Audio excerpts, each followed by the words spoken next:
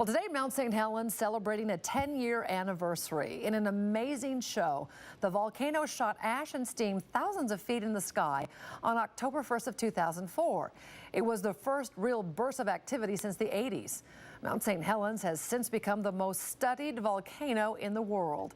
And KXLY4's John Hendricks takes a look back at the last decade and what scientists say poses the biggest risk. In May of 1980, the city of Spokane was covered in a thin layer of ash after the eruption of Mount St. Helens.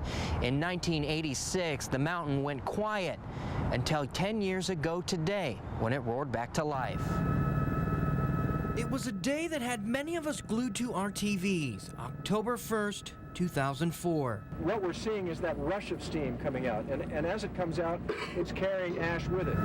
The day when one of the world's most famous volcanoes, Mount St. Helens, awoke, sending ash and debris thousands of feet into the sky. It has been shrouded in fog since this morning. While Mount St. Helens continues to rumble, she is moving off the front page. For 2 weeks, we watched the mountain change once again. This will be ongoing activity for days, weeks, perhaps months, or even perhaps years. And so this is actually the same type of magma that you've seen a pyroclastic flow. Chad Pritchard, a geologist at Eastern Washington University, has been studying volcanoes for years. We need to know about the hazards. It's important to remember that that's very dangerous. He says since the last eruption in '04, scientists have been watching St. Helens closely. They're starting to come out with more and more of the seismic tomography, or this imaging, using seismic waves or earthquakes, and they're finding that there is magma coming back in the magma chambers. Since the most recent eruption, a new dome has formed. Scientists believe that dome poses the biggest risk to those living nearby. If a wall was to come down and expose that magma, you might have a small pyroclastic flow or a larger landslide coming out of that,